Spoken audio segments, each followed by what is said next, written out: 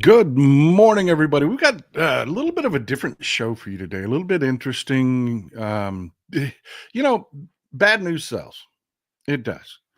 But, you know, every once in a while, you just got to look around when the world is moving the right direction and acknowledge it. And that's what we're going to do today. We're going to take a look at the things that are going on in the world that are outside our challenges here in the United States. We're going to take a look a little bit at some of the things that have happened here very quickly. But then we're going to move on to what's going on in the rest of the world and how it's affecting everybody and what it's going to mean going forward. So let's do it. Let's dig into it. Let's get after it.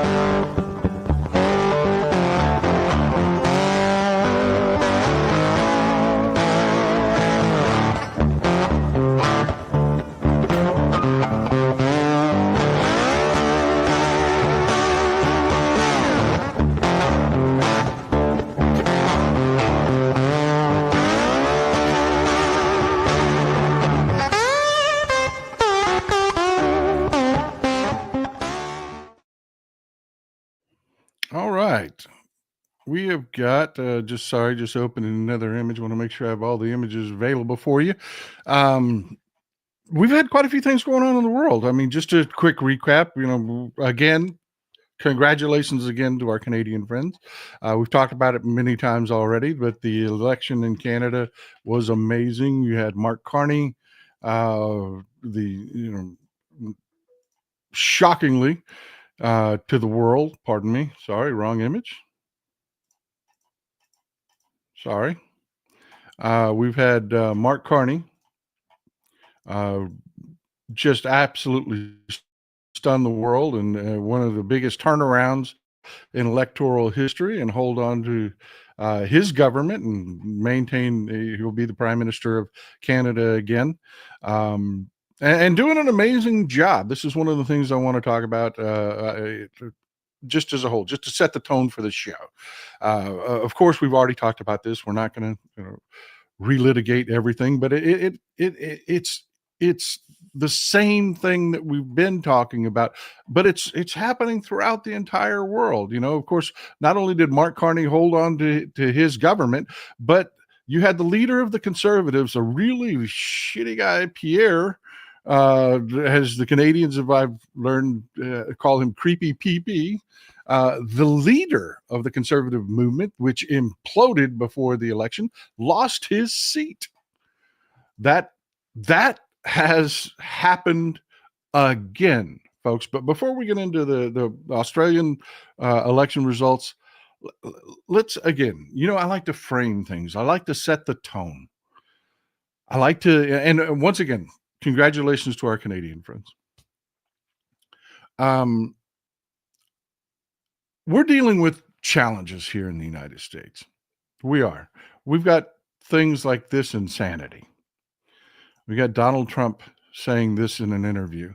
When asked if he's required to uphold the Constitution, which is job number one of a United States president, he said, I don't know. I don't know.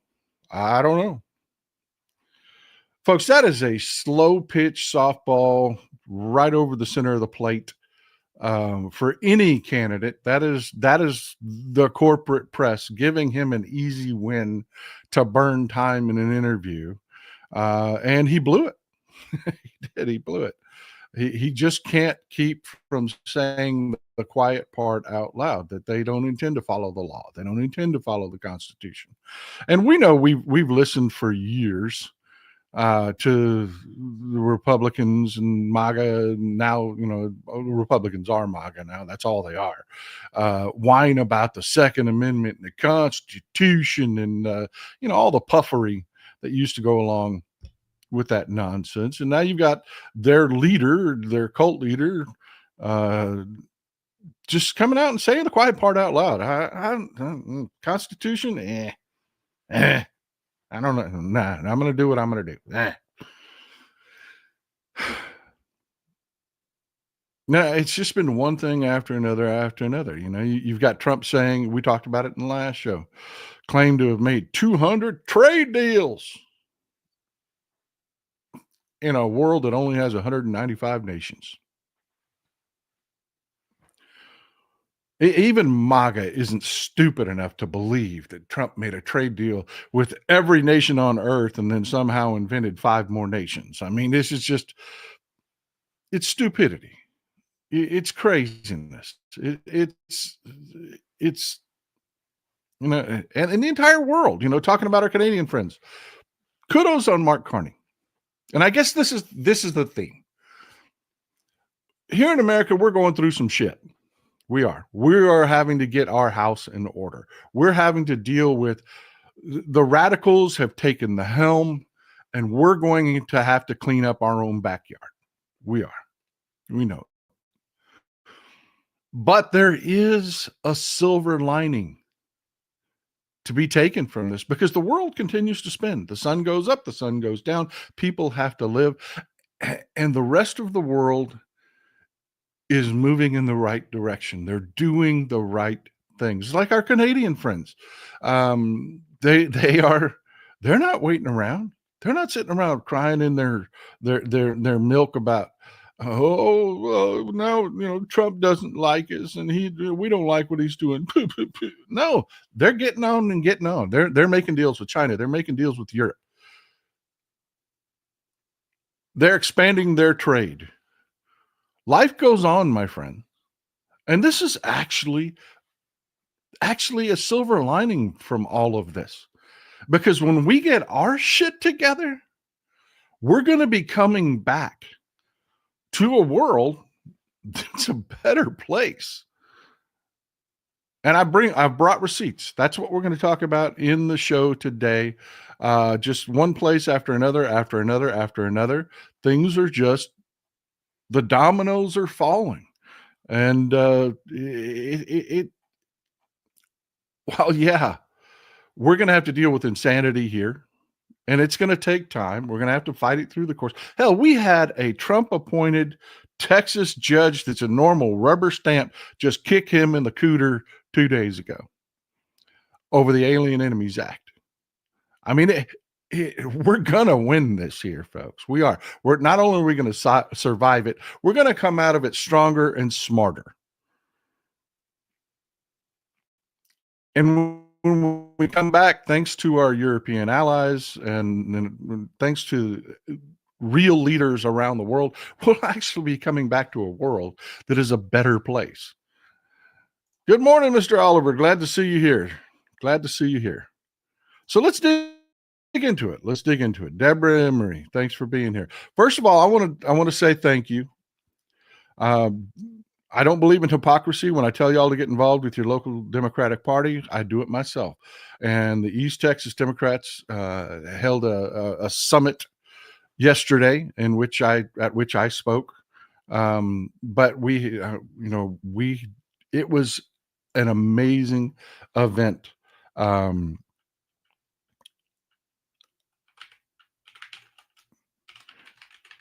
second. We had Kendall Scudder showed up, head of the Texas Democratic Party, chairman of the Texas Democratic Party showed up.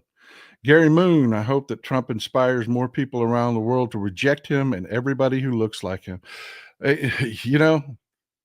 That is exactly what's going on. That is the entire theme of today's show, is the world is moving on and is a better place because people are taking a look at Trump and Trumpism and what it represents.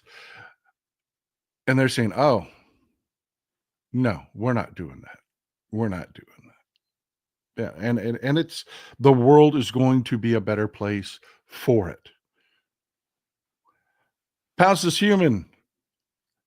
Never underestimate the stupidity of MAGA. Never do, my friend. I never do. I never do. Laura Yates, thanks for supporting the show. I appreciate you being here.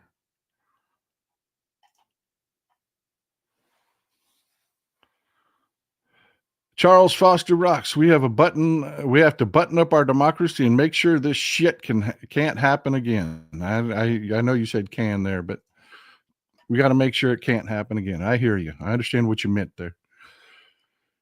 But yeah, I mean, we just you got you've got some things, some people doing bad things, and it really is gonna be okay. I mean, this is happening.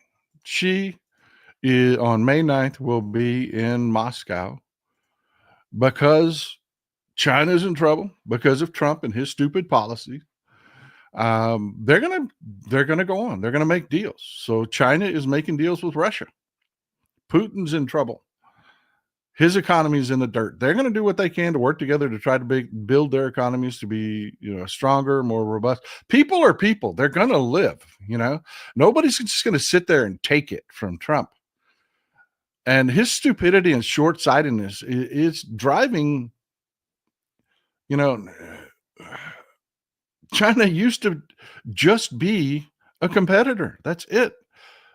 But Trump is changing that relationship with an unnecessary trade war and driving them to Putin. Putin is not a competitor. He is an enemy. He is an enemy. And Trump is creating this world, and the entire world sees it, and they're reacting. And they are reacting. North Swiss, thanks for the dose of sanity. It is the world as we know it. It is the world as we know it. But Trump's, just to finish up what I'm talking about here domestically, Trump's actions here, not everybody's got to take it. People with educations and mobility don't have to take it. They've got options. And right now, we've talked about it in the past, we're seeing where the rubber hits the road. We're seeing European universities and governments actively recruiting our best and brightest, while our government is actively attacking them. Actively, they're killing their research. They're attacking their colleges. Trump is threatening to withdraw, remove Harvard's tax exempt status because he didn't, he had his feelings hurt because Harvard didn't bend the knee. And you people are always ahead of the curve. You know exactly where we're going. This is actually happening right now, folks. We have other governments that are working through their universities. They're offering to move people. They're offering very well-paying jobs, helping people get settled, helping people with their immigration paperwork. NPR has a really good article on it. You should read it. It's called "The American Science Brain Drain." Our best and brightest are it's been made an easy poach for other countries to take our best people. And the think about the MAGA culture for a second. The anti-science, the hatefulness, the bitterness, the nastiness, just doesn't it just create the ultimate environment for that to happen? I mean, because if you've got options, why would you stick around for that crap? I mean, I know us poor folks got to stand around and slug it out to keep our country, to win our country back and make it a better place again, to bring back that spirit of togetherness that we grew up with. I'm Generation X. We were the first generation that said, told our bigot parents, "Screw you, we're all going to get along." And then you've got a whole new wave of young white bigots coming up that are just disgusting. Pavlon01 could not wait to get out on our chat with all the crap happening. I know. I know. And I'm telling you, folks, it all starts locally. I want to thank Hector Garza with Smith County Democrats, Larry Davis with the Hunt County Democrats, and all of the vice chairs and everybody. I want to thank Kendall Scudder, the head of the Democratic Party, for coming out and giving us a speech that was just fire. I mean, it was just fire. I don't know if you can tell. I still don't have all my my voice back because it got hot, man. It was. I mean, it was. The feeling in that room was not a bunch of defeated people. It wasn't. Everybody was fired up. Speech after speech. Vicky Goodwin came. You need to keep an eye on her. She's a Texas Democrat. That's God. I wish I had her intellect.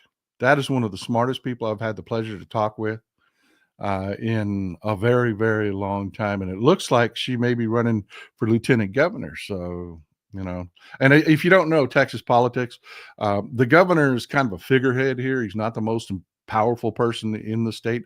The most power in the Texas government, because it goes back to this whole just broken Reconstruction era government that we put together. The lieutenant governor actually holds the most power. And I got to tell you, Vicky Goodwin is next level smart, folks. She really is. And so we're looking forward to that. We're looking forward to her running. Jeremy Breeden. Hit the thumbs up and subscribe, folks. Get the message out. Thanks for supporting the show, Jeremy. I appreciate you being here.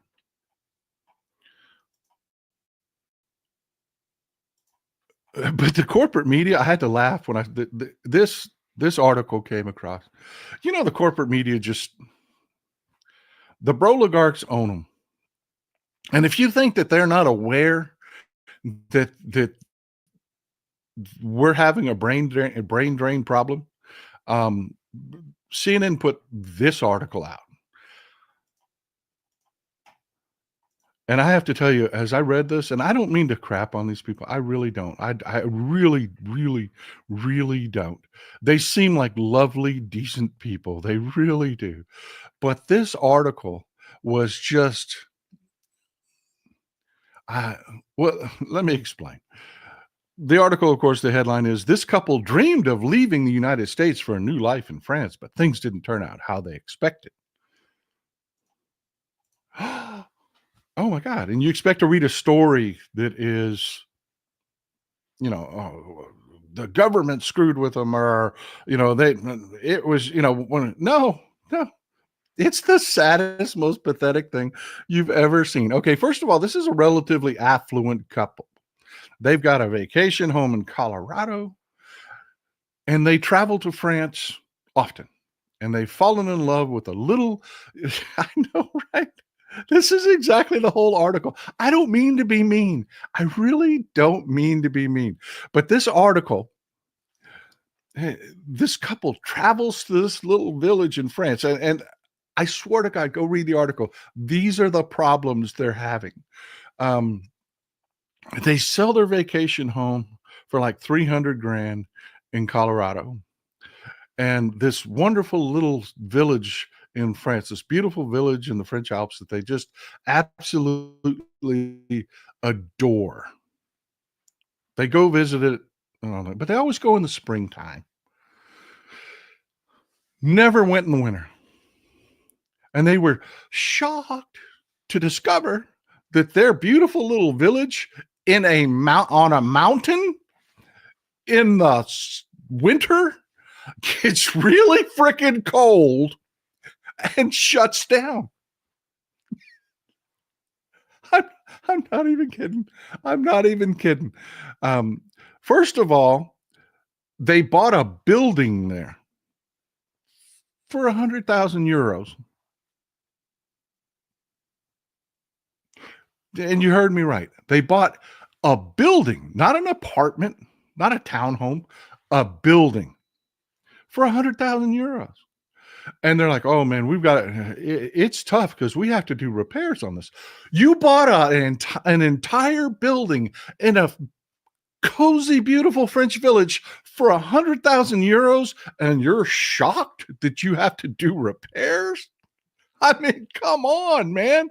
This article is so pathetically, sadly, and I really don't mean to be mean to these people. I really don't. But the problems that they had, it's cold, and they had to insulate because it's cold in the mountains in the wintertime. And then Louis Kilgo, the toxicity of Trump should be self-evident now. The country's richest guy hitched his wagon to the bigot and lost much of his wealth. In less than a year, he went from most admired to most reviled immigrant in the U.S. I don't know about most admired, but I agree with just about everything you said there. Marianne Gieser, my 7-year-old granddaughter, bragging grandma here. Way to go. Talks about space, atomic particle, brain drain, and misogyny continues to swirl the drain. Their family will leave. So much talent wasted. It is true. Now, I want you to keep in mind, CNN really wrote this article. Do you know what their complaint was? Besides just pathetic stuff like, I bought $100,000 building in a cozy French village, and I never went there in the wintertime, and I didn't know it was cold, and that villages up in the mountains tend to close down in the wintertime. She doesn't speak French.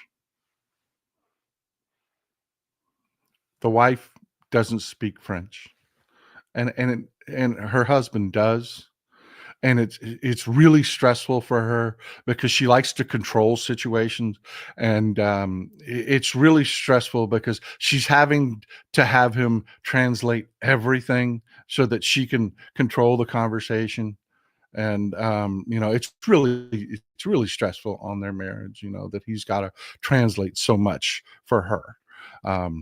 Folks, let me explain this to you.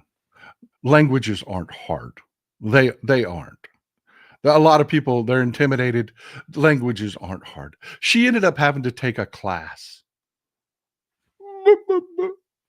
Had to take a class. Languages aren't hard. I can drop you in a foreign country, and you could, if you ended up in a foreign country and lived there, by the end of the day, you would know a few phrases for sheer survival. By the end of the month, you would be conversative enough to find your way around and conduct business.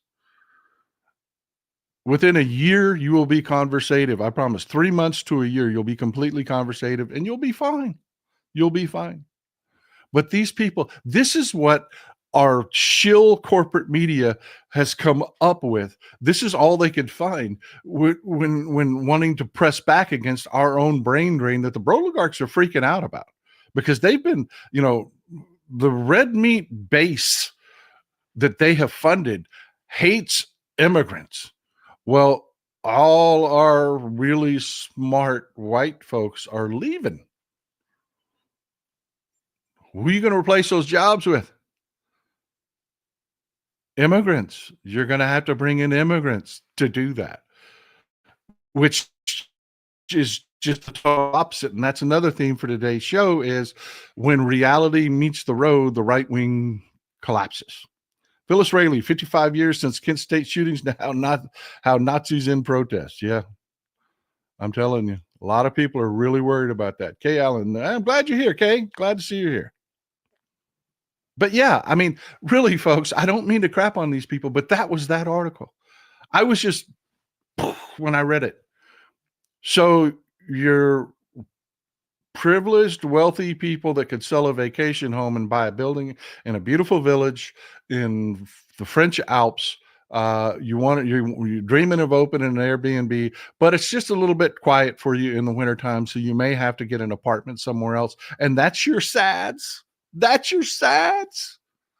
Oh, give me a damn break. Give me a damn break. Brian Peacha, good morning, all. Marc Carney won. The Toronto Maple Leafs won. All this winning and not Trump in sight. Life is good. Congratulations to the Maple Leafs, by the way. Elbows up. But look, this is Anthony Albanese. This is what's happening in the world because of the stupidity we have here. Anthony Albanese, much like the elections in Canada, the Conservatives were looking like they were just going to clean house in the last elections. Didn't happen.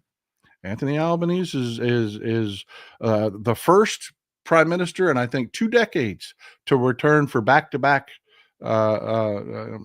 terms as prime minister.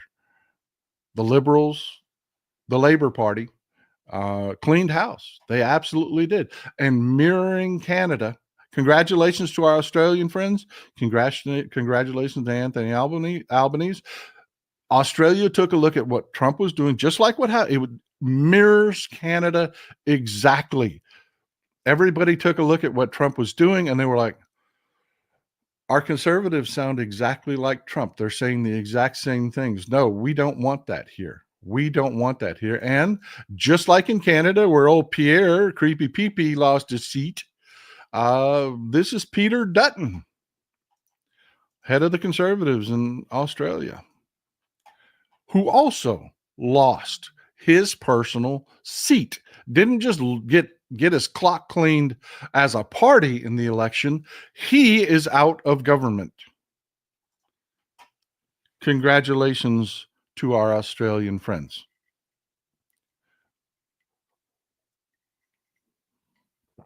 I love this one. I love this one. Have the day you voted for from the Fuck Your Feelings party. I can't help but stir the shit. I can't help it. But yeah, congratulations to our Australian friends. Anthony Albanese, they just, again, were counted out a few months back. They were supposed to just lose their asses, yada, yada, yada. And people took one look at Trump's first 100 days and said, oh, no, our conservatives talk exactly like Trump. We're not doing that shit. No, not happening. The world is getting a wake-up call. And if you have to have any silver lining for all the shit that we decent Americans are going to have to endure and fight and beat down, this is it.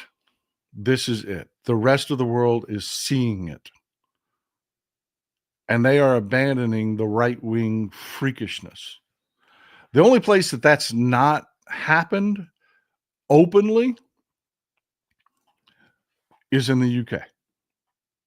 And this is Kier Starmer, folks. This is Kier Starmer. Kier Starmer is Labour. They won a big election last year. They faced local elections, just had local elections in the UK, in which his party just took a drubbing. They didn't lose power or anything like that, but they had, like, for instance, they had a seat in Liverpool that has been a safe Labour seat forever. They lost it. They lost it by a narrow. It was 6 votes. They lost it, which is very foreboding. And what the people in the UK are reacting to is Keir Starmer has put together, is Labour, won the election, was given a mandate, and then built a government that looks nothing like Labour and acts nothing like Labour. It's this conservative light thing that I have been lecturing everybody about that keeps losing elections. You cannot be conservative light. You cannot. There is a full-on conservative party. Why would anybody vote conservative light? You can't do that. So Keir Starmer, and I guess there's, this is the silver lining there. This happened, and I swear to God, who would vote for this twat and his party? I don't know. Who would vote for this twat? Why don't people kick this guy in the nuts every time they see him in public? He is the biggest twat in the world next to Donald Trump, Nigel Farage. He's holding up 6 fingers because they won the very contested seat that shouldn't have been contested by 6 votes. And everybody is taking it as a foreboding. Fortunately, it's been a wake-up call for Keir Starmer. And we're starting to see some soul searching, and it looks like they may start trying a new tack. Is it a great tack? I don't think so, and most people don't agree with it because they're trying to go both directions. They're trying to become hardline on immigration. They're trying to out anti-immigration the conservatives, which is stupid. And then they're also going to try to act more like a Labor Party, which I don't think that's going to work so much. But at least we're going to get from the UK some moves that look more like what a traditional left of center Labor Party will act like. Hopefully, somebody can get a hold of Kier Starmer and get him to, there'll be enough Trump backlash, and we'll get him to, a Labor Party that acts like a Labor Party. That's the only thing that I can find around the world looking actively that doesn't look like 100% good news, but it is kind of good news because it is a wake-up call for Keir Starmer. Cecilia Coleman, I hate that Trump has and is doing, but he showed the world what not to vote for. I know, right? I know. I know. I say it all the time. The Republicans are long on talk. They're good at appealing to the worst in people, but they can't govern. That's true for conservatives around the world. They cannot govern. E.T., American Karen, why can't they just learn our language and then I can lord all over them? And it isn't a wonder that we aren't more hated. Yeah. That was actually a sentiment. You're not the first person that gave me that sentiment. I was talking to Mrs. Texas Paul about that article because it just blew my mind. And she's like, yeah, all I can hear are MAGA people talking about, we speak English here, but you move to France and these people are whining about learning French. And you wonder why people hate us. But good things are happening, folks. They are. Good things are happening. This whole instability in Europe has been a real wake-up call for Europe, and it has been just Emmanuel Macron's greatness moment. He has cemented himself. He will go down in history. He will. Most people can't. If you ask people, name French prime ministers, most can't. Most can't. People will remember Emmanuel Macron. They will. His name will go down in history. He has led the Europeans in the movement for real independence. Trump's crapping all over NATO has been just the exact thing that Europe needed. They're waking up to the fact that they really can't rely on us right now. They can't. They can't rely that we'll sail around the world being the good cop and all this other crap, that we'll always be there. And no, there's enough shitty people in this country that we might actually lose an election every once in a while. So they've really got to make sure they're okay on their own. And Macron has been making all the right moves. He just signed a seed. They just signed a treaty with Duda in Poland. It is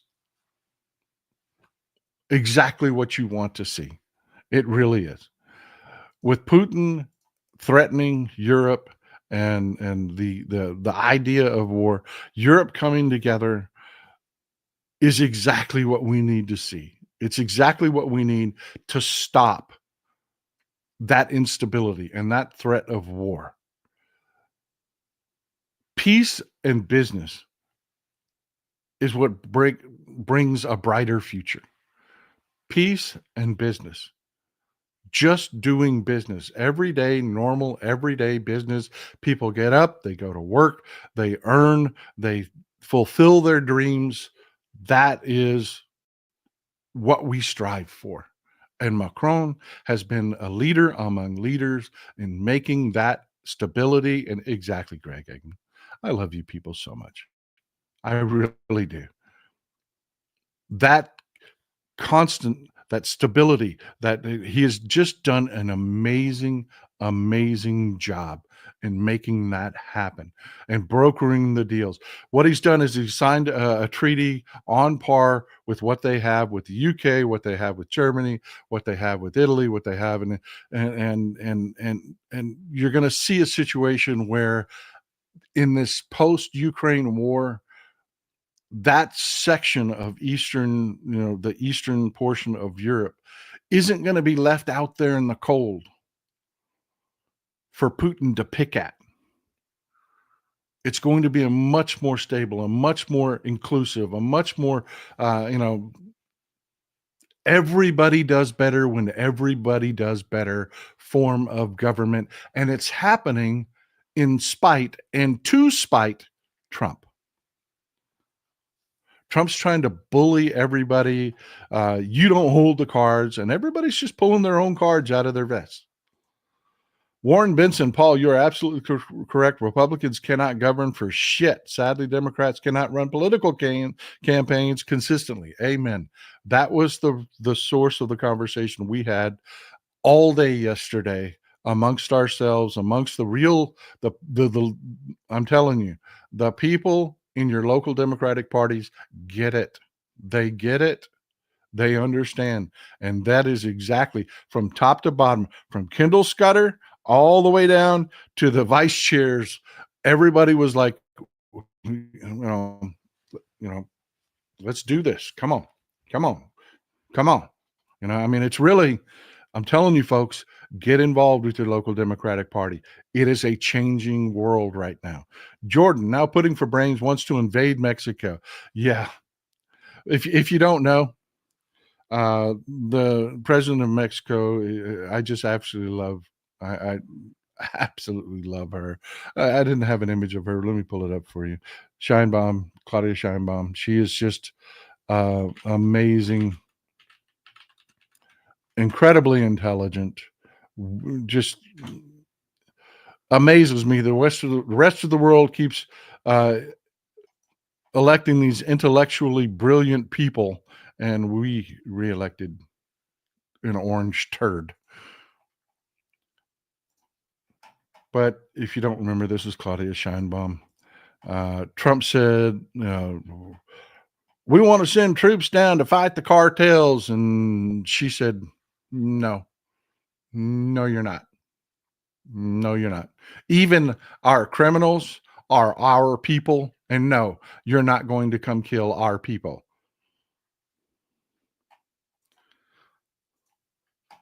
But God bless her. God bless her. Like I said, the world is just becoming a better place just to spite Trump. Y'all remember the German elections that we had last year that were again so positive? The conservative, the right of center party of Olaf Scholz, who has been dragging his feet on Ukraine, has been one of the biggest problems for Ukraine and Europe, lost. And the CDU, the Christian Democratic Union, won. Weird, because the Christian Democratic Union is actually, I said the SPD and Olaf Scholz were right of center. That's incorrect. They are center left government, but they have been, again, acting like conservative light. The Central Democratic Union, the old party of Angela Merkel, won. Friedrich Merz, I think I've got a picture of him for you. Friedrich Merz and his Merz party, CDU, CSU party, won, but didn't win enough to outright govern, and they having to form a coalition. Well, Merz has finally gotten his government together, and he will be taking over as chancellor here very shortly. In very shortly, you're going to see Friedrich Merz become chancellor. Now, you should want to pay attention to this blue line right here. This is the AfD. This is the party that Elon Musk was supporting. They're the Nazis. Jeder Nazis ist ein Hurensohn. They are the Nazis. Well, things have gone south for them. The intelligence apparatus of Germany has labeled the AfD extremists. And that's not just verbiage. In Germany, they take very seriously attacks on their democracy and right wing extremism and anti immigrant hate. And they actually have laws to prevent it. And by labeling the AfD extremist, the intelligence outlet has actually opened the AfD up to closer scrutiny from law enforcement. Uh, it's made it legal for their phones to be tapped. It's made it legal for investigations to go much deeper into these people and their ties to right wing extremism, which is a good thing, folks. It really is. The Germans have really, really stepped up here, and it's going to be a fight for them. Friedrich Merz has he's going to have that whole First Amendment versus defeating the Nazis argument that we have here. But fortunately for him, over 50% of the German population already supports branding the AfD extremists. The investigations and what they reveal will just increase that number. John Wallet, thank you, Paul. I'm a boomer. Anderson's, I'm truly worried for my daughter who we adopted from China. Yeah, you're not the first person. I actually have heard 2 stories in the last 2 days prior to what you just posted there of people that have adopted children, one from Japan, one from China, that are actually very, very worried about what's going on here. And, and I tell you, folks aren't digging it. Just average, everyday people are not okay with this. Richard, Israel needs to get on board and vote out Netanyahu before we have a third world war. Yeah, amen. Yair Golan, I'm following that very closely. The Israeli left looks like they're going to benefit from this. Lady Di 1245. Not to change your subject. What's your opinion on Musk, New Texas City, and the SCOTUS possibly 98%? It's just another billionaire playing government. I don't really have much of an opinion on it. What she's talking about is SpaceX's launch pad is down in a little place called Boca Chica. It's down by the border. They have consolidated their own city. It's literally a company town. It is just going to be a source for more bad press for Elon Musk is all it's going to be, because they're not going to be able to help themselves. You're going to get terrible news out of this because of who they are. And SpaceX is the last company that Elon Musk really owns that doesn't have a shit ton of negative press. But here we go. Can't help himself. Little Marco is crying. Germany labeled it. Yeah, I love you people. Always ahead of the curve. That's exactly where we were going with this. Y'all ever heard the Southern expression that a hit dog yelps? Well, when they labeled AfD extremists and opened them up to investigation, who came crying? MAGA. Marco Rubio and the German foreign minister got into a sparring match. Rubio ran his mouth about how this is just oppressive that you would dare tell the Nazis they can't be Nazis in Germany. And the German foreign minister, just to give you the Cliff's Notes version of it, said, fuck you. We understand what Nazis are and the damage they can do. Mind your business. And it was glorious. It really was. Jeanette Dahl, that's why Trump is full of lies. The EU was called the EC until 1933. It was created to avoid war in Europe. This is why we are so fortunate to have such an international audience like we do. Those voices like Jeanette Dahl's are priceless.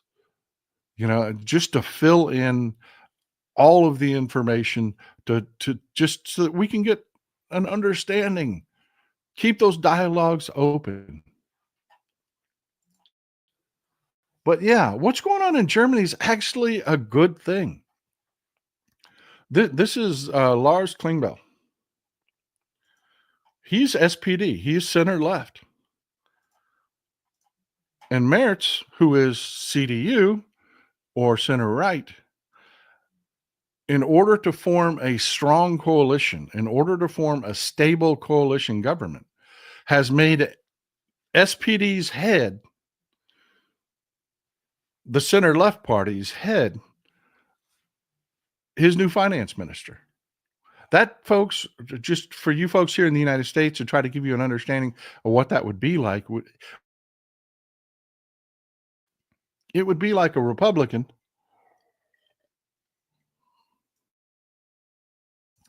making their Treasury Secretary or their Commerce Secretary, taking the head of the Democratic Party and making them their Treasury Secretary or their Commerce Secretary.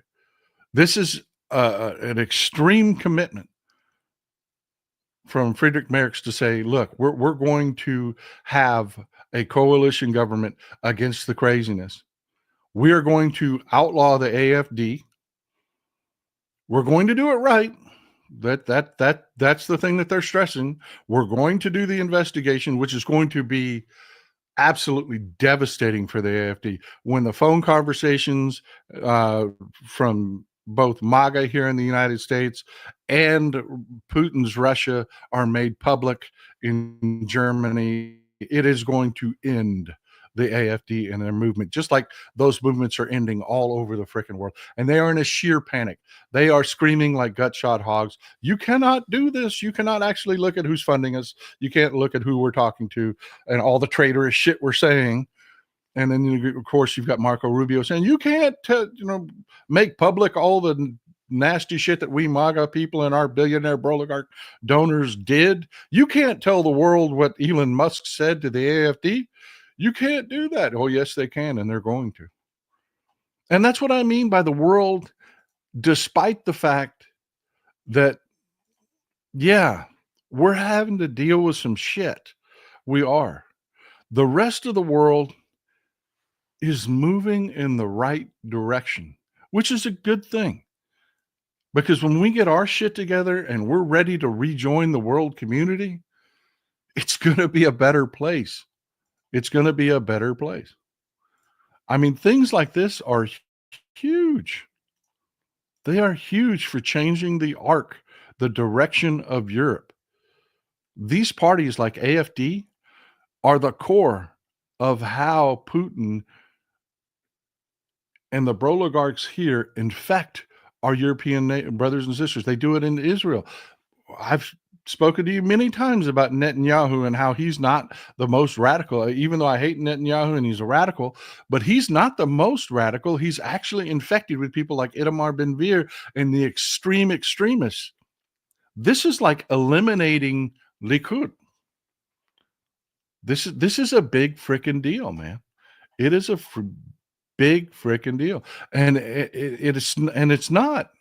The signals coming out of Germany and that the fact that it's a new day aren't just with solidifying a cross-party government coalition that looks like it's going to be a strong, coalition government that's actually going to have decent policies going forward. Jen Reckenberg, I do not believe the job figures for April for a second. Liars, liars, liars. Actually, I've shown that as bullshit. And you know what? Let me pause. Let me address that. ADP, or automated data, I forgot what the P stands for. ADP, they're contracted with they do human resources is what they do. They put a report out every month. These are the people that are actually contracted with major corporations to handle their human resources and human resources data. They put a report out every month that Wall Street relies on, and it is private sector jobs. The report out of ADP for April was, oh my God, we only created 62,000 private sector jobs. I believe those numbers over the numbers that come out of the Labor Department, because the Bureau of Labor Statistics, they folks, they rely on polls. They rely on a lot less accurate information than the companies that are actually contracting with these corporations, that are being paid by these corporations to gather this data.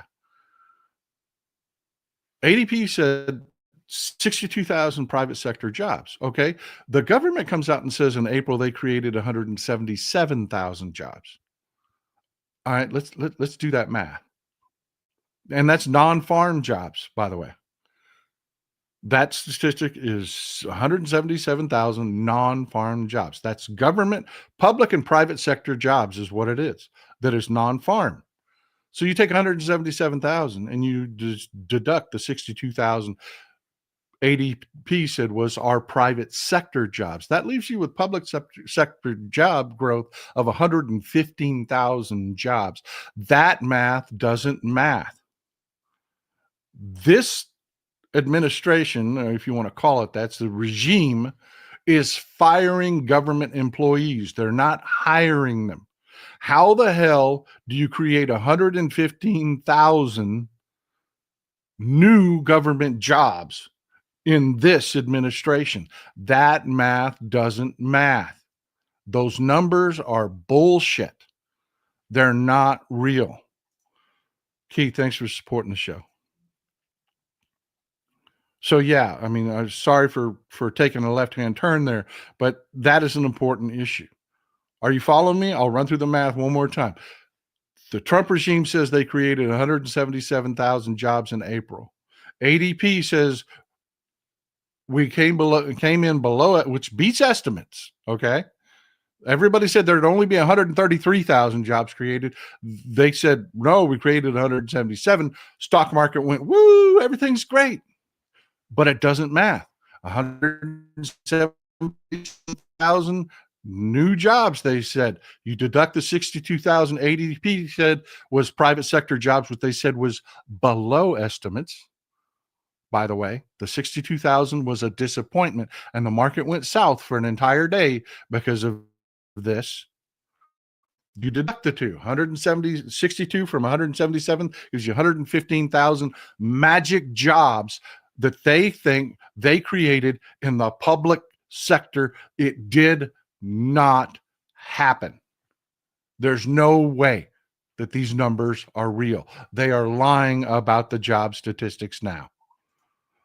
Linda Blazer, hi from Massachusetts. Love this community. I'm glad you're here, and I'm glad we have such a great community. Helen, thanks for supporting the show. I really appreciate you. Y'all forgive me. I know my voice is terrible, and I'm still getting it back.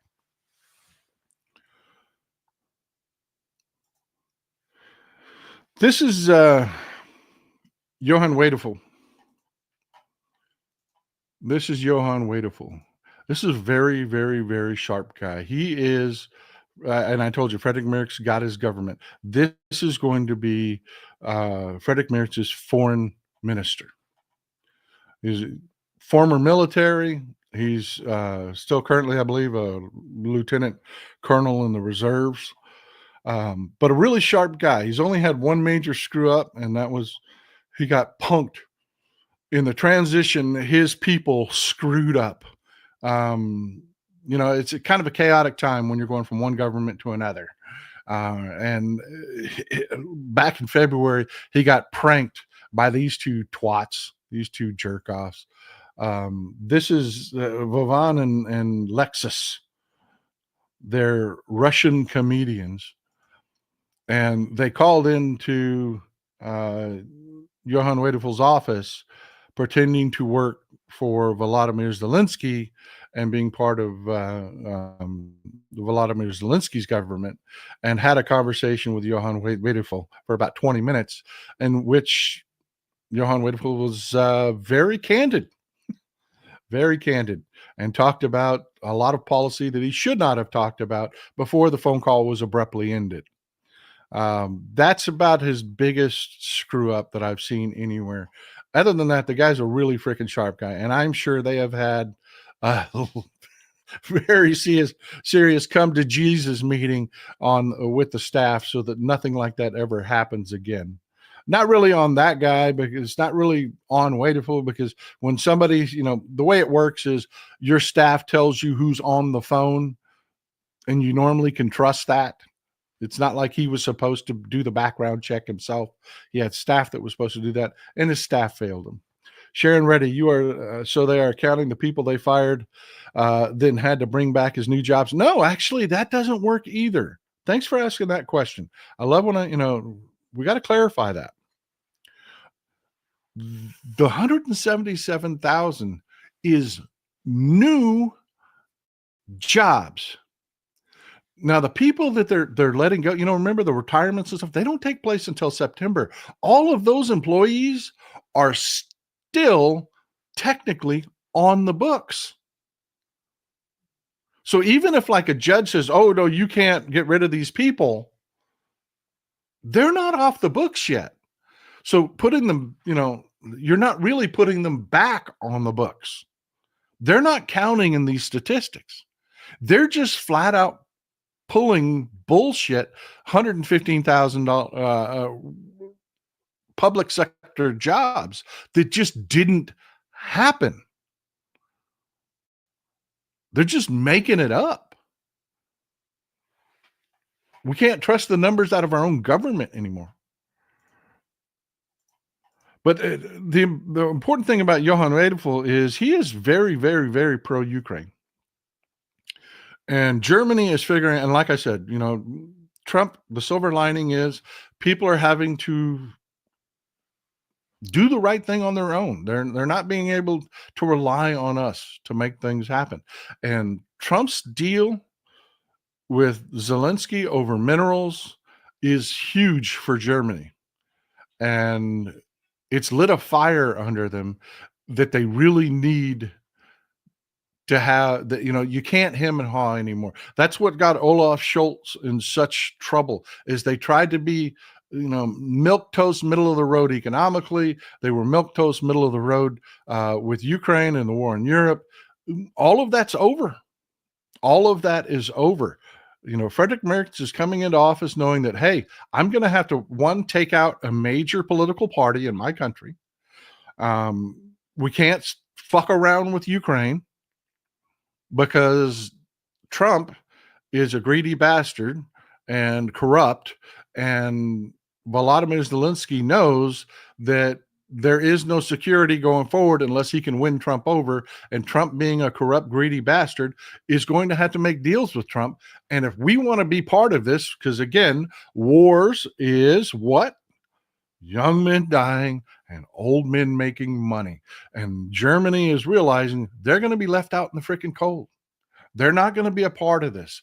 Everybody's been sitting there, Kier Starmer, everybody's been sitting there saying, well, we'll be there once the fighting's over. We'll be there to give you security once you win. And here's some weapons so maybe you can win. They're finding out that no, that seat, when that music stops playing, the seat won't be there for them to sit. And Friedrich Merz is coming out with a new government, and he's coming out guns blazing, folks. Even though the CDU is a center-right government, it's about what the Democrats are here. The Democrats are not a left government. They aren't. They're a center-right government. MAGA, they're off the freaking scale on the right. They're in nutso. They're in AFD territory. You're actually seeing Friedrich Merz come out with a government that is the left of what Democrats are here. Even though they are, this is the old Angela Merkel's Christian Democrat, party. It is a good thing. It is a good thing. Alto Eager, I mean that is literally all Trump has ever done. Pick a number out of his, exactly. A liar and just makes it up. Should we look at how many ICE and HSI hires? That's going to account for a few, but not 115,000. It's just not. It's just not real. There's no way. No way. And the wheels are coming off for people that act like Trump, that are already in power, that rode that wave in the same time, the same way Trump would. Maloney, her government is crumbling. She's tried to straddle this fence of talking and acting like Trump at home but then abroad, she's a liberal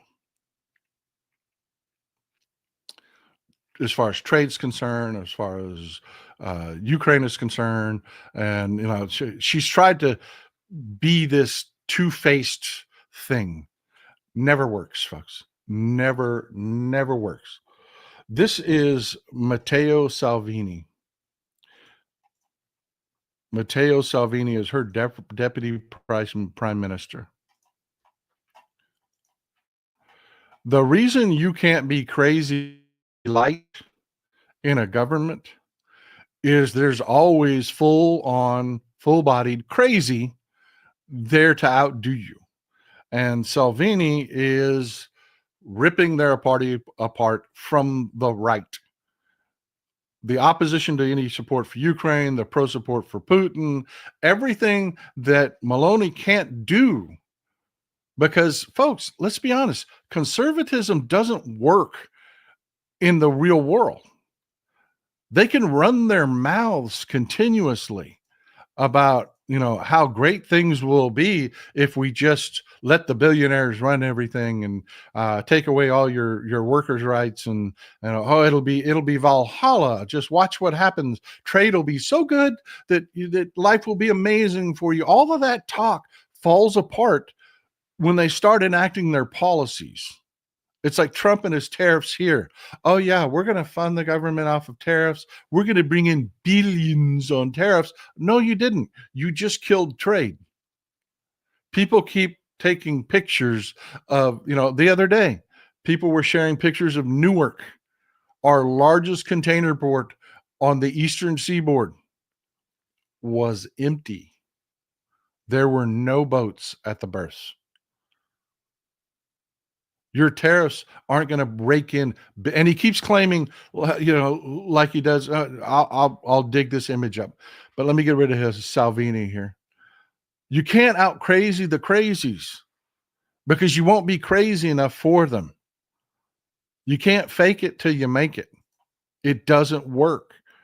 And Maloney, they've got an election coming up in 27. If she survives that long, which I don't think she will, I think that Italy's headed for snap elections sometime next summer because the economic downturn that's about to happen in Italy because, right-wing policies are destroying global trade. And nobody likes Maloney. Nobody's working with Maloney.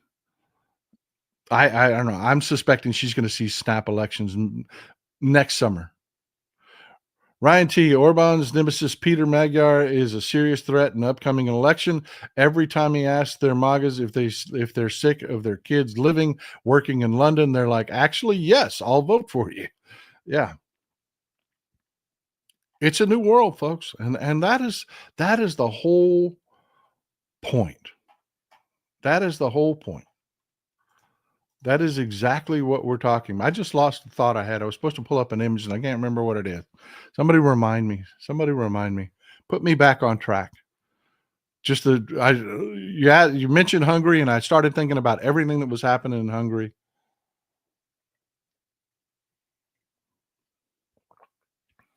One second. I need a sip.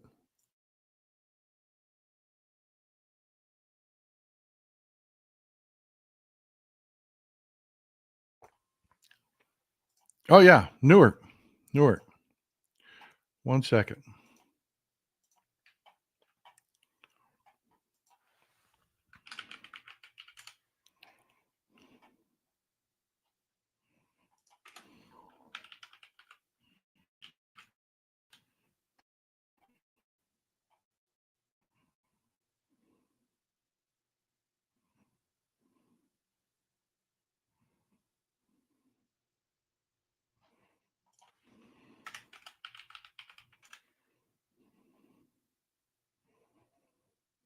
One second. It is really amazing.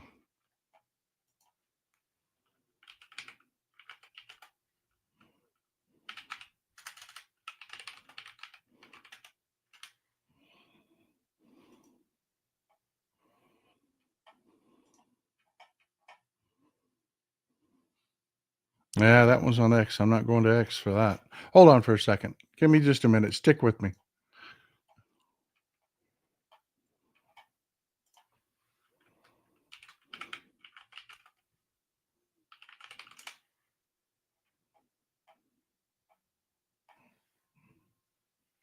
There you go.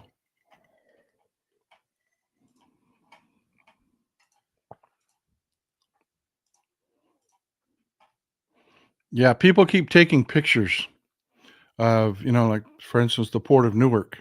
Those are container cranes. You see all the containers stacked behind them. There are no ships. There are no ships waiting. There are no ships out there. There's just one little boat in the channel out here, and that's it. Yet they keep telling us, that this administration keeps lying and telling us, "Oh man, no, all the data said no bullshit." You're showing us data from when the oligarchs, the broligarchs, were buying up as much as they could to beat the tariffs. That's what you're showing the data from. We can see with our own eyes there are no freaking boats in the ports. They just aren't. You've got the unions that are saying, "Holy shit, we may be seeing some layoffs." You've got the trucking companies that are saying, "Oh shit, we may be seeing some layoffs." You got the economists saying, "Holy shit, we're talking about contraction of the GDP. We're talking about layoffs. We're talking about, everybody's saying, it's May 4th. They're saying by, the 15th to the 30th of May, these layoffs are already going to start because there's just no shipping coming in. And you can confirm it because the shipping companies make public their data. And imports from China are down like 65%. You've got Walmart and their people going to the White House saying, we're going to have empty store shelves. And if you don't believe that's true, all you have to do is listen to Grace. Thanks for supporting the show. All you have to do is listen to Trump and the things that he cannot stop himself from saying out loud. Some did, some never, they just don't fill them. They're slowing down. The way shipping companies keep their prices from bottoming out overnight is they will slow their boats down and then they will park them outside ports and delay them just to slow down, so you don't end up with a huge backlog in the port, everybody competing, driving container prices down. They just don't make the ships available to fill the containers with. And that's why you're not seeing the ships at the ports. Thanks, Lonnie. I appreciate it. Project 2025, best wishes, MAGA. Yeah. Daniel Hatch, J.B. Pritzker, New Hampshire speech was great. Yeah, he was killing it. He was killing it. I've been avoiding talking up Pritzker too much because he's a freaking billionaire. And I'm very leery because let's be honest, folks, our fight here. Yeah, you're crazy, drunk MAGA uncle. He's a dumbass and a problem, but he's not our fight. He can fuck off. The fight is with the broligarchs. And until I'm 100% certain that Pritzker isn't them, I haven't been singing his praises that much. But he's been killing it, Eventually, I'm going to have to, if he keeps doing what he's doing, I'm going to have to get on the train. It's time to stop ignoring the hypocrisy and wearing a big gold cross while announcing the defending of children's announcing the defending of children's cancer. They weren't defending it; they were slashing it. I know what you mean there. I know what you mean. But yeah, this is the kind of stuff that we're talking about that is just make your head explode. It's insane. Craziness. Trump put this statement out.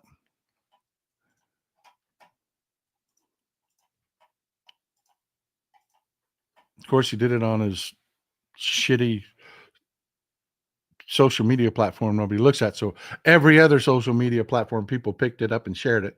Gasoline just broke $1.98 a gallon, lowest in years. Groceries and eggs down. No, they're not. and gas is not $1.98 a gallon. It's not. Folks, you don't have to take my word for it. You can simply Google the cost of gas today, and you'll get the average, which is pretty close to $3.18 a gallon. Matter of fact, I'll look it up here in just a second. I'll tell you exactly what the cost of gas is. Mortgage rates down. No, they're not. Employment rates strong, and much more good news. No, employment isn't strong. You just made up some bullshit numbers that the math doesn't match. As that doesn't really create jobs, dumbass. Just because you pretend, just because you lie and fudge the numbers, doesn't mean people have jobs. It doesn't mean that the paychecks are coming home.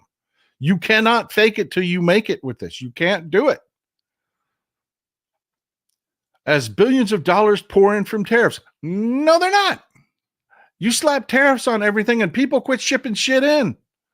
That means no tariff money.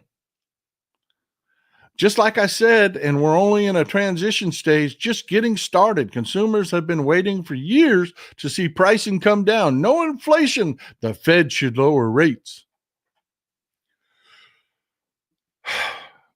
Folks, the Feds don't lower it. Assume everything you said here was true, which is not. It's all bullshit. Folks, when do the Feds lower rates?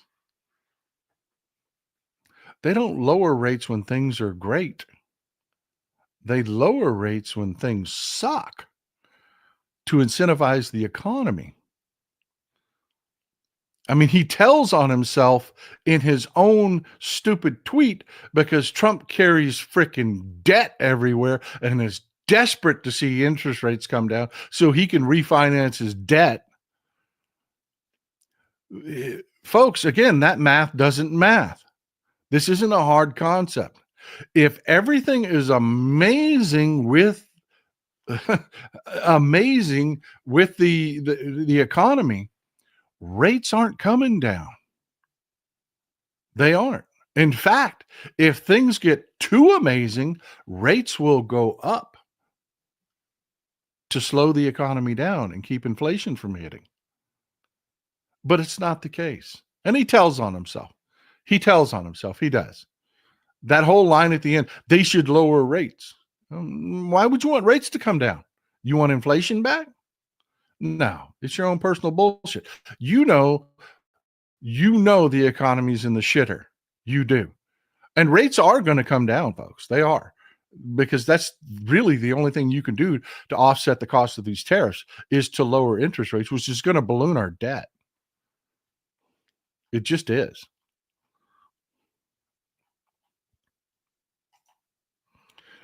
Andrew Ordonez, how do USA exports look? We often discuss imports, but how will this impact exports? They're in the shitter, dude. They're in the shitter. That's the problem with these tariff trade wars. They slapped reciprocal tariffs on our own goods, which is killing us. Jerry Anderson for the Cusser, thanks. I appreciate you, brother. I appreciate you. You never know when YouTube's going to get picky and demonetize me. But yeah, it's craziness. It's just pure craziness.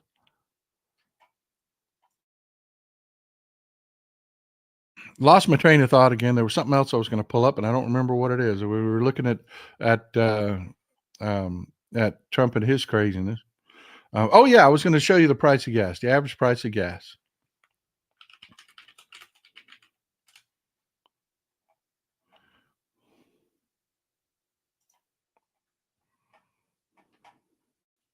Oh, look, gas did get cheaper.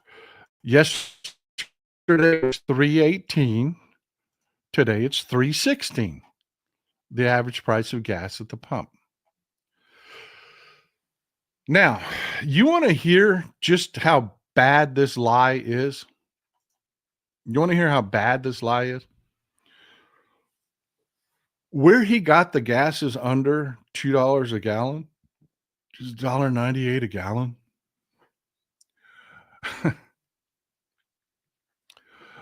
There are gasoline futures, and gasoline futures are down. They are, because everybody's expecting the economy to tank, and if the economy's bad, people aren't driving. But that price is not pump price. It's not, because that is raw gas. That is gas that has none of the additives in it. That is gas that hasn't been transported. That is gas. That's just futures, is all it is. It's just a contract for raw gas. Folks, your gas, and no, I'm not talking Paul Young. I understand what you're saying there, but no, there actually is a futures for gasoline, refined gasoline. And that refined gasoline doesn't have the additives in it.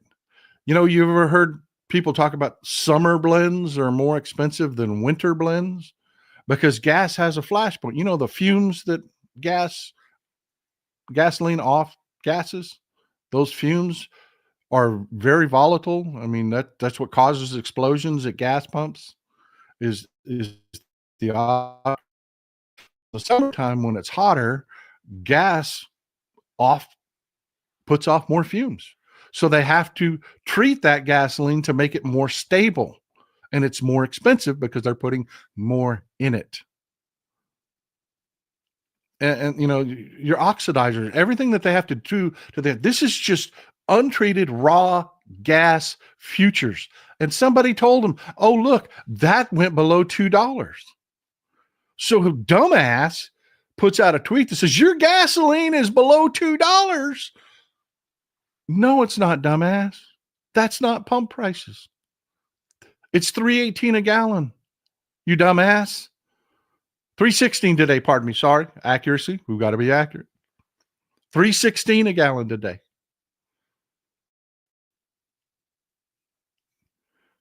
And all you're doing is telling on yourself. You're lying on one hand, claiming things are coming down that are things that we buy. Folks, eggs are not cheaper. They're $6 a dozen at the grocery store up the street from me. Even the small commercial eggs that aren't the large ones that we get, you know, you get the big pretty eggs. You do.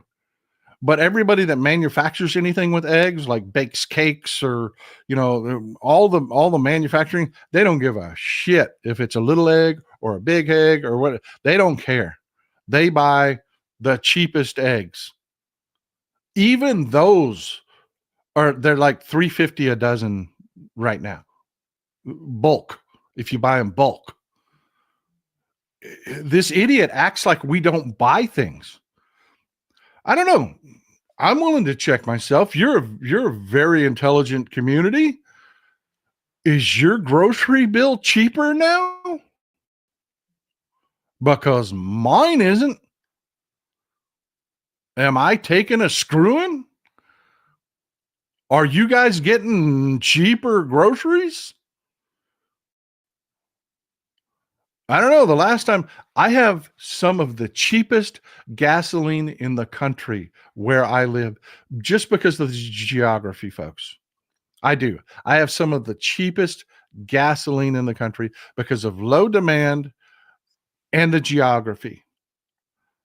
I always impress people by taking pictures of gas. You want to find out what the cheapest gas pump in my area has for gasoline right now today? I'll pull it up for you.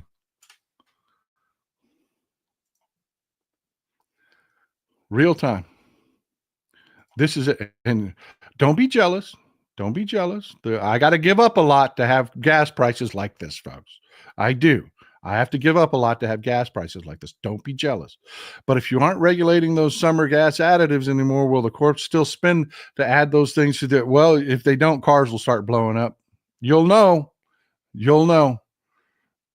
Gasoline is much more dangerous in the summertime than the winter. Lori Yates, thank you again for supporting the show. I appreciate you. Daniel Hatch, defunding children's cancer research. Yeah. Amen. Don't I know it? Don't I know it? But yeah, let's take a look at a couple things. This is Longview, Texas. It's a town near where I live. It's one of the towns I drive into. I told you I'm rural, depending on which direction I go. This is the cheapest gasoline in Longview, Texas. It's always at the Sam's Club at Longview, Texas. It's $2.42 a gallon today. Right? You see it down here in the lower right, $2.42 a gallon for the cheap stuff. Premium's $2.92. No in this country is gasoline under $2 a gallon. I have some of the cheapest gasoline in the country. Monkey Twin, thank you. Monkey at Twin 5, thank you for supporting the show. I really appreciate you. I'm very grateful. Cannot do it without you folks. Red Freckles, hey, new supporter. Thank you for being here. I work at a large electrical wholesaler. We just paid an invoice that charged a 16% tariff, almost $8,000 just the tariff. The customer pays that in addition to material shipping. Thank you. Thank you. This is why I love our community so much, because we have real people that do real jobs and provide real information. What do you think is going to happen to the cost of construction? Because every electrician now has to pay those fees on that tariff. There's no way around it. They can't eat it. Companies have to make a profit. You don't make a profit, the lights don't stay on. Nobody eats. There's no way around it. You can't lie your way through this. Stephen Stroud, I hear Boeing was closing all U.S. plants because of tariffs and instability. Is that true? No, it is not true. That is not true. Subaru did that. Subaru is doing that. Boeing is not. Boeing is an American manufacturer.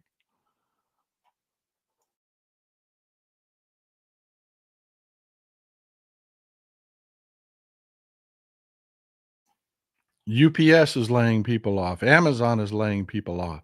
You can't lie your way through this. Those jobs had paychecks attached to them, and those paychecks paid bills. That one got by me, Uncle Fatty. Thank you. Subaru and Nissan. I didn't know Nissan was as well. I believe it. I'm looking forward to reading up on that. And I do have to apologize to our primary provider, internet, like I told you, they've been doing upgrades, which I'm really looking forward to. People keep telling me, I keep getting the texts and chats that aren't helping. I love you so much. Thank you for letting me know. I know it's pixelating. I can't help it. This is whenever our cable line provider goes down here, everybody jumps on the cell towers, which I use as a backup system, which slows it down. I can't help it, folks. It's rural Texas. Thank you for being here, and thank you for suffering through it. We got 3,300 people in here right now. Do me a favor, hit the thumbs up button and hit the subscribe button. I watched YouTube videos forever without subscribing because I didn't understand it. It's just a like button. It's just a follow button is all it is. They call it a subscribe button, but you're not buying a magazine subscription or anything like that. Hondas are amazing, my man. Hondas are amazing. So are Toyotas. I'm sorry, I hate to tell you that, but Hondas are amazing cars. Don't mean to disagree with you there, but I can tell you they are amazing cars.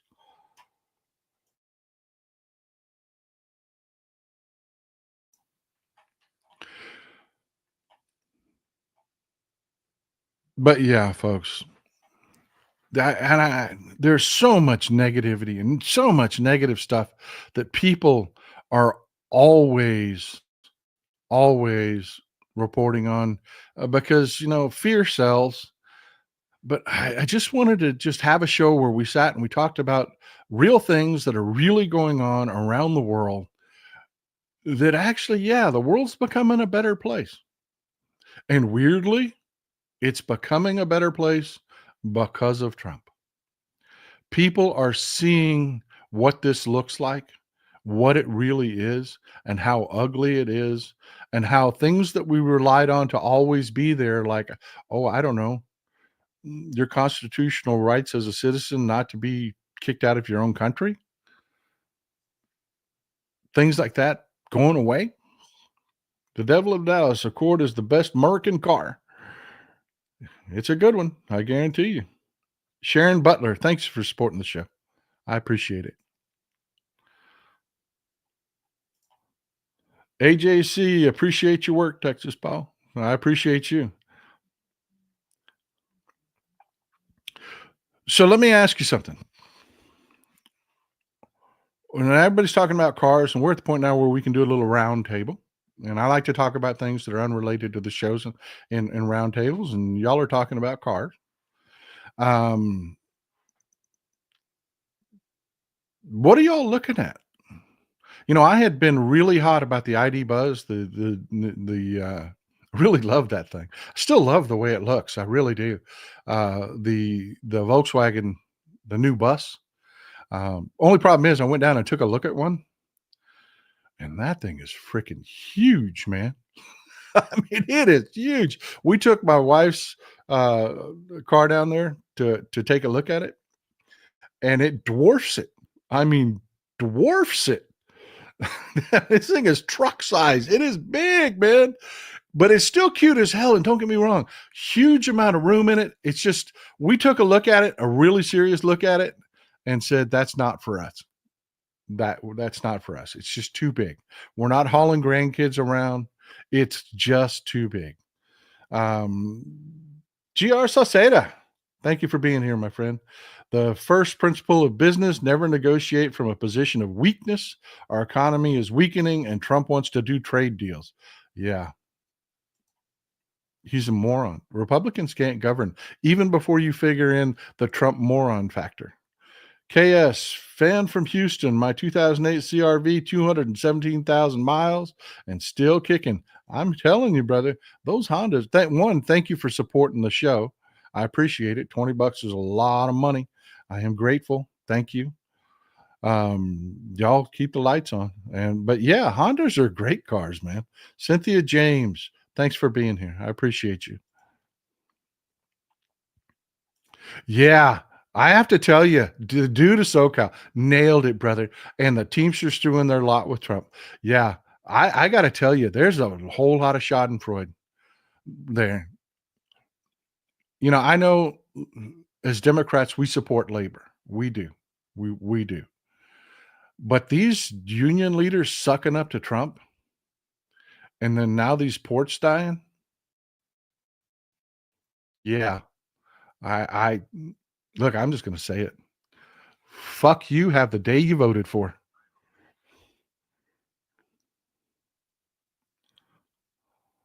I got a cup that says that, by the way. Have the day you voted for.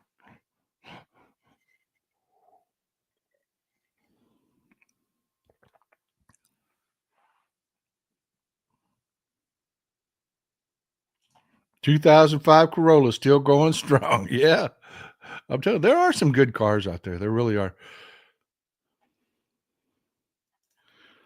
I appreciate you, Don Dorfman. It's great to have new supporters. It really is. Thank you. Lets me know the show's going to keep going. Lori Dex, another new supporter. My 2012 Accord has 220,000 miles on it and still going. Amen. Sally, thank you for supporting the show. I appreciate you. No, but seriously, if you were thinking about a car, what would you be looking at today? And if one of y'all say Tesla, you will get immediately banned. You will. Don't even go there. Med USA, thanks for supporting the show. Veggie Owl Girl, longtime supporter, one of the foundational members of the show. Roundtable question: if U.S. invades Greenland and NATO gets involved, what happens to the military bases and the personnel in Europe? They go home. They go home. They get orders to leave and they go home. That's what happens. That's what happens. Typically, in a situation like that, they don't attack the bases and the military there and stuff like that. That's not what happens. But they will tell us to go home. If we invaded Greenland, they would tell us, and I'm talking bases like Ramstein. They would tell us, pack your shit and go home.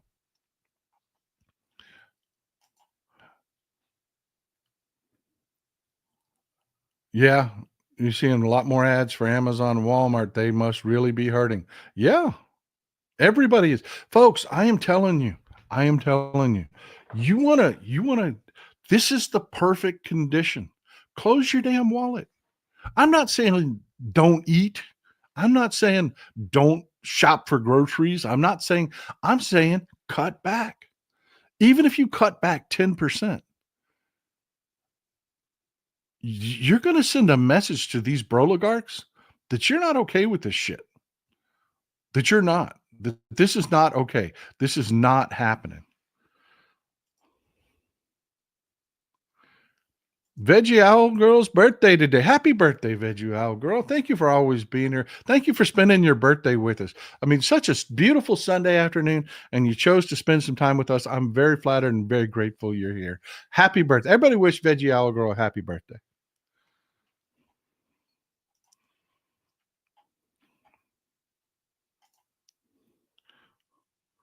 All right, Morris folk okay, from our Danish friends in the house. I love when that.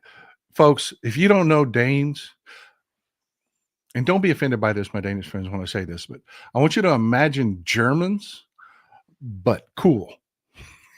I'm telling you, I love Danes. I love Danish people. The Danish government has a bill coming up about whether or not to allow the stationing of U.S. troops there, 3 bases. I think we should wait till Trump is out of office before deciding. Not a bad tack. It's really not a bad tack. Here's the thing. When they vote on something like that, what they're really looking at is the economics of it, because you're talking about free jobs. You're talking about a job. Um, Imagine if somebody just magically created, 5,000 jobs in your area, and you didn't have to pay to build the factories. You didn't have to pay to build the road. That, we're going to come in, we're going to build a military base. We're going to pay for construction. When I say like those 5,000, I just mean the U.S. soldiers that are going to be there. They're going to take their money and they're going to go shopping. They're going to go to, movies. They're going to be entertained. They're going to buy beers at the local pubs. They're going to, that is money that flows directly into your community. That's why people like those bases there. They do. It's basically free money for your economy. But yeah, I don't know that I'd want a U.S. military base right there, right now. I don't know. I don't know that I would. Oh yeah, Michael Z. Have you seen the resale value on Teslas? Oh my God. I hate to see people get hurt because I really believe we all do better when we all do better. I really do. And there's a lot of people that bought Teslas back in the day, and a car is most people's second largest investment. So I hate to see people getting hurt, but yeah, it's what's got to happen to hurt Elon Musk, and Elon Musk needs to be hurt bad. He needs to be made an example of, so that no other oligarch does this again.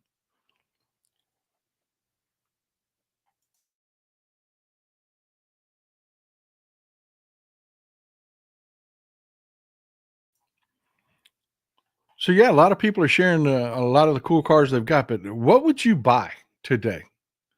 Seriously, what would you buy today? I am in a situation where I've got a car that is good and paid for, but it's not going to last forever, and it's going to start needing repairs eventually, sooner rather than later. I mean, just because cars are great doesn't mean they never need maintenance, brake jobs. I'll be honest with you, I had a guy stare me directly in the eye and quote me $950 for a brake job. A brake job. And this is not like a high-end car. This isn't. This is just an everyday driver. Catherine Ryan, did you hear about the Amazon boycott from May 6th to 12th because Bezos backing down around showing the tariff amount? I hadn't heard about that, but I'm all in, man. I am all in. So yeah, I'm in that situation where I'm wanting Mrs. Texas Paul to have a new car because I just like to have her. I drive an old truck. I do. I drive an old truck. My truck is old, but I love it. I do. And it's not our primary source of transportation. Gets shitty gas mileage, so I don't drive it very far. It's bad for the environment, so I don't like to use it very much. But I use it when I have to tow something or carry something around here, or understand what I'm saying. I'm rural. I've got needs. Um, But yeah, I really would like to buy a new car, but I don't know what to buy. The tariffs are going to make Toyotas and Hondas and everything else incredibly expensive. I'm kind of liking the new Blazer EV. They had some problems when they first came out. But again, I'm really him-hawing back and forth. I got a paid off car. Do I just want to pay for some repairs as they come up? I've done all the maintenance on it, So I know it's not going to be a problem car. Um, I don't know. What do you folks think? If you had to go out and buy a car, one, would you? And two, what would you buy? Snowy Mountain T-Moon now shows the amount of Trump tax. All right. All right. Good to hear it. Y'all hear that, folks? Snowy Mountain, who's telling us Temu is now showing what the Trump tax is on each of their products. That's fantastic. I love it. On each purchased item, what can be done to pressure Amazon and other marketers in the U.S. to do the same? Call them, email them, write them. Tell them you're closing your wallet because they won't do it, because they folded, because Trump threatened them. That's what you can do. They care more about what you spend than what Trump thinks.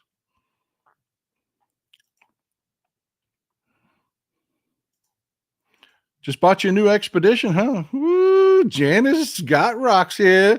Janice got the money. I'm sorry. I'm just teasing with you. I am just teasing with you.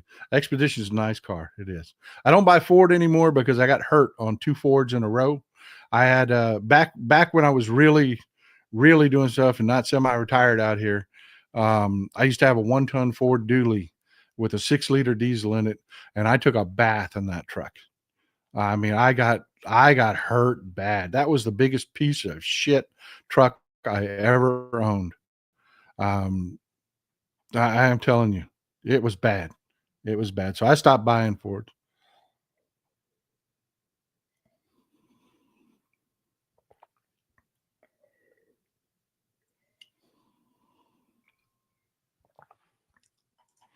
I hear you. And that's where Mrs. Texas Paul's at. She's like, I'm fine. I'm not trading my car in. Ask her. Ask her. She's like, no, not happening. No, 6-liter. 6-liter. Ford made a 6-liter diesel engine, turbocharged diesel engine that was in their 1-ton trucks. That when it was new, it would pass anything on the highway but a filling station. That thing drove like a gas engine. It was no diesel. I mean, it would run like a scalded dog and pull twice as hard. It was a strong running engine that broke down, and things like injector pumps at $1,500, or injectors at $1,500 a piece, injector pumps, and the transmissions would take shits in them. It was a horrible truck. Horrible. 6-liter, not a 6-cylinder. I'm half tempted to get a Honda Civic. I am getting my dad's Mini Cooper Countryman, but if I can, I would get a Camaro. That's all over the board, my friend. I'm telling you, man.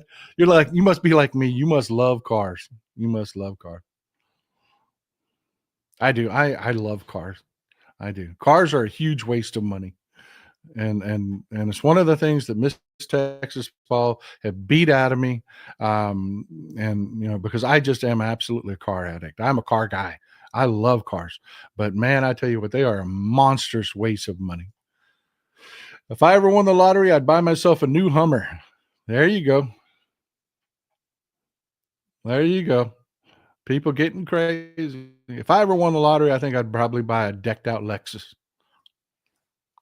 I think I would. Probably a decked out Lexus.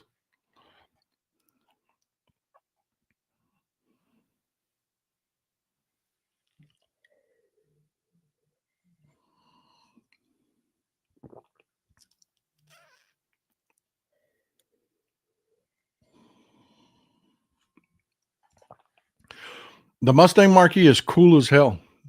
I just wish they hadn't called it a Mustang because it doesn't look like a Mustang. To me, that was crazy. Make a totally differently designed vehicle and call it your other vehicle. I don't know. A lot of people love them though. I mean, really. That's their electric. That's one of Ford's electric cars. And I tell you, you talk about a company that's really got hurt by Trump being elected. Ford had committed to go all electric, and they have spent billions of dollars making it happen. And then now Trump gets into office, and he's screwing them. They are really in full freak out mode.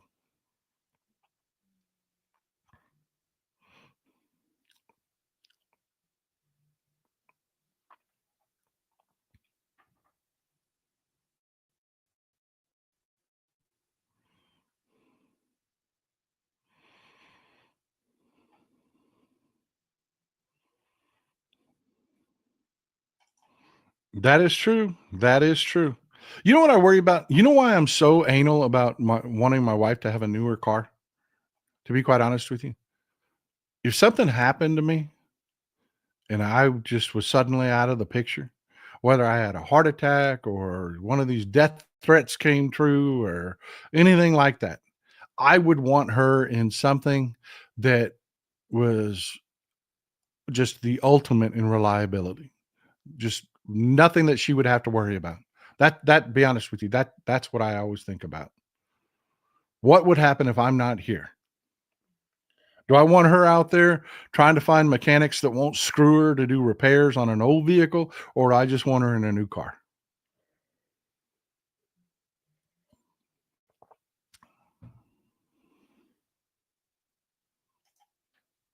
The world is moving towards electric. It is. It is. You know what I don't understand?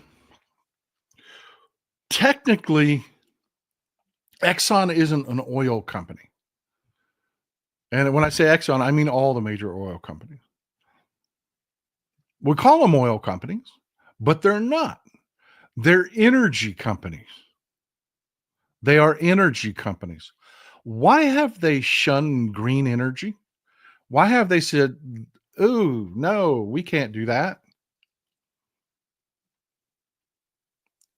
I was once talking to there was a guy by the Michael Creighton who was running for office here in Texas, former Exxon executive and a hero, an Army hero, um, great candidate. He really was.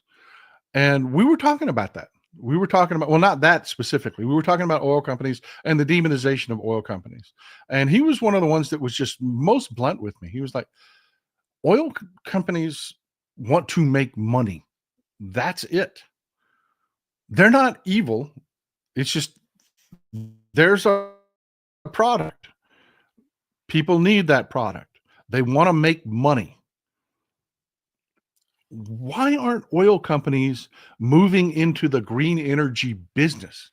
I mean, do you really give a shit if your wind turbine has a giant Exxon logo on the side of it? I know I don't.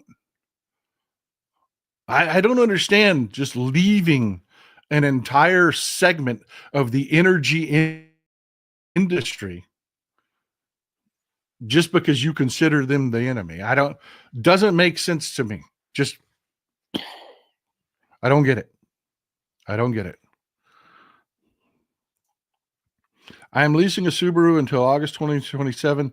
Can you tell me what you think is going to happen with Subaru or with the country? Or I tell you, that is another one right there. Leasing, folks. If you don't do, like, we're rural, so by nature we put a ton of miles on our primary car. We do. Our car should have somewhere in the neighborhood of, let me see, 60, 70, should be around 70,000 miles on it. And we've got closer to 80. We're always over the average miles of what our car should have. If I won a 5 to 10K lottery ticket, I'd get an apartment with a washer and dryer, dishwasher on the ground floor, keep my sweet 2011 Subaru. Life would be good. I'm telling you, Colleen, I get you. I get you. I understand totally. I understand. I get it. But yeah, but we put high miles on a car. I would love to lease for tax purposes. I would love that. I mean, and I gotta tell you folks, life's different now. Um, there are so many tax benefits out there, even for the average person. If you have a business, if you have a side business that you can justify a lease, oh yeah, man. Leasing is the way to go for tax. I am not your tax advisor. I'm not your tax attorney. I'm not your financial advisor. But I'm telling you, if I could get away with it, I would lease. I really would. I wouldn't buy shit. I would lease vehicles.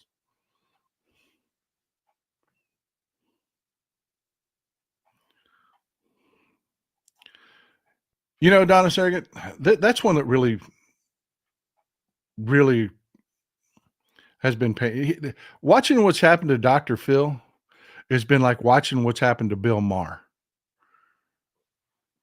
Phil McGraw was a good old boy for the longest time. He was just a good old boy. He wasn't a jerk. He wasn't a jaded asshole. He was just a good old boy. And man, he turned into a grifter jack off. And I tell you, that one hurt, man. That one really freaking hurt. Because I'm telling you, he used to be a really nice freaking guy, man. He was real middle of the road. And now he's just shit. Well, it's sucks. McGraw, Dr. Phil McGraw.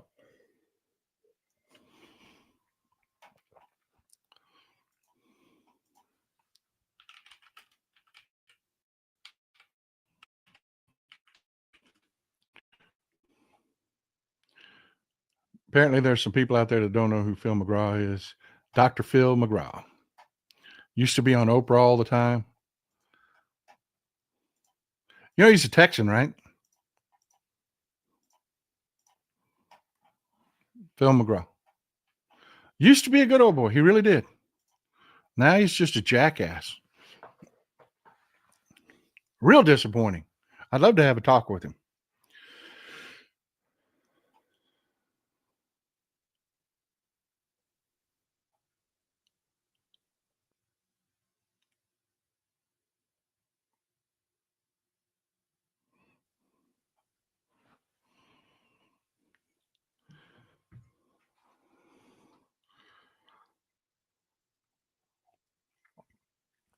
That's my vanity cup. That's just pure ego right there. That one's pure ego. It really is. The ones I make now, this is one I keep for myself. It's got a little ghosting up here. The ones I make don't have that. But I'm too cheap to throw them away. So if I got an oopsie, it becomes my personal cup. Yes, Smirkanish. He was always right of, but he wasn't a nutball. He wasn't crazy. Now he's just gross.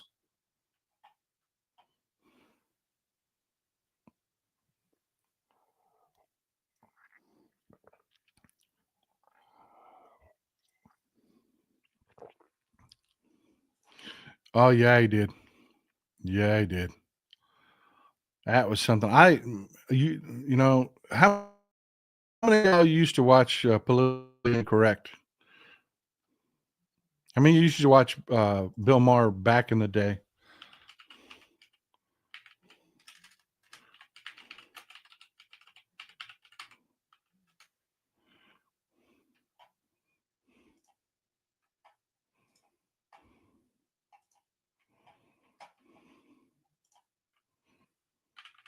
You know, he used to have a show back in. Forgive me, it's long enough ago. There aren't a lot of high resolution pictures, so this one's going to be a little pixelated, and I apologize. But he used to have a show on ABC. It wasn't just on cable on HBO. And he made some stupid comments about 9/11, and he got canceled. But it actually used to be a great show. Used to be a great show. Now he's just a whiny jerk. He's gone the way. You know, another one that just really broke my heart, Dennis Miller, who used to watch the old Dennis Miller show on HBO. Sharon Reddy, just as a spell of myth, I get more progressive the older I get. I'm writing protest signs for my great granddaughter. I have a lot of experience. Amen. We need you. We need to be teaching this next generation.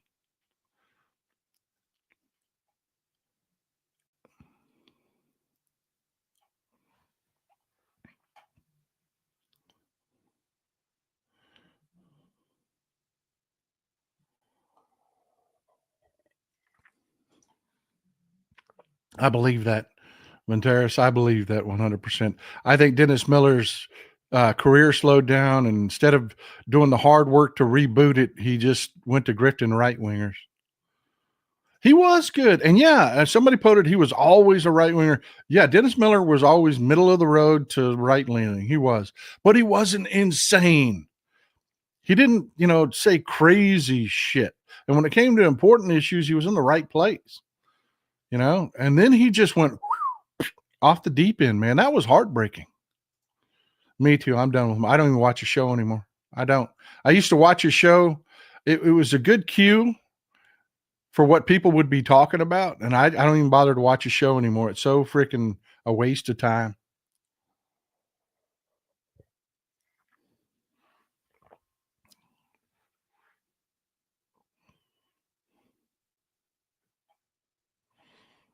You know who I really admire is Stephen Colbert. He got big, he got rich, and he didn't sell his soul. He is still straight up the same guy he always was. I really like Stephen Colbert.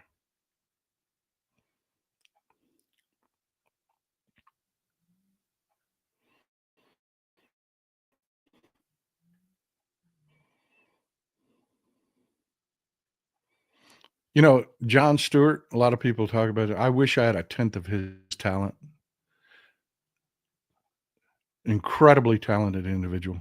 We went sideways with on the whole on the whole attacking Joe Biden thing, and I'll be honest with you, I'm still angry with him over that shit. But I'm not gonna lie, Jon Stewart is so freaking talented. I wish I had a fraction of his time. I tell you another one is Christopher Titus. That guy has so much freaking talent. It's just, you sit there and watch him just talk, and this guy scripts in his head like it's like watching Brando write a song. It's amazing. If you've never seen that in your life, you ask Brando to do it on a show one time. I'm telling you, that guy sat there in 5 minutes and wrote a complete song. Incredible talent these people have. I wish I had a fraction of it. Victor Harshman, so proud to be part of this community. Thank you all. Keep fighting. Thank you for being here, my friend. Thank you. Oh, John Oliver. Yeah. Yeah. John Oliver is great. The only thing I don't like about John Oliver is, man, that once a week show, he needs to be doing something else on top of that show. He's getting lazy on me, man. He is so freaking amazing and smart and witty and funny. He could do more than one show a week. He could. Linda Orndorff, I sometimes wonder if most of those MAGAs have one of Musk's Neuralinks. No kidding. No kidding. And I tell you, this whole forming his own city here in Texas thing is going to be nothing but the end of SpaceX. It is the last brand he has that's not completely freaking destroyed. It's already poisoned because it's his affiliation with it. This is going to be it. That's going to be the end of SpaceX, and that will be the end of Elon Musk altogether. I would bet you that he commits suicide by the time this is over. I would. I don't know. I don't want him to. I don't. That's not pro that in any way, but just a speculation as to what happens in the future. Everything's going to collapse. He can't help himself. What is he going to do starting his own city? Do nothing but get in trouble. Spaceport, Texas. Put a pin in it. Texas Paul called it. The end of Elon Musk is Spaceport, Texas. Bill Maher lost me during COVID. Yeah, I know. Boy, that really broke him. He just could not take performing to silence. Feels like it broke him a little, but he's long since had anything useful to say. I know, man. It really did. He just could not handle. It's like his vanity couldn't be fed, and it just ate him alive, man. It's like he couldn't just deal with everything else that we were dealing with and come out the other side okay.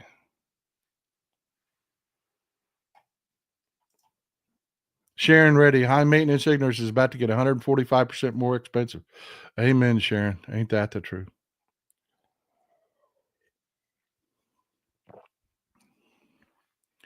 He really has turned into an arrogant bully.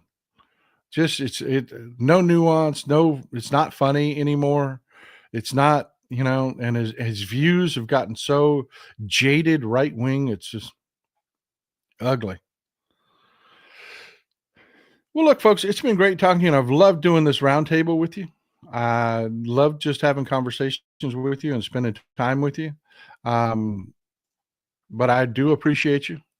I know the connections were rough. I've been getting the messages. I understand. Thank you for toughing through it. It won't be that way all the time. It'll get better, especially when they finish up this fiber connection. We should finally have a solid, reliable connection. That's going to be great. Thank you for being here. I enjoy spending time with you, and I hope this was useful and uplifting today. So enjoy some Texas cities.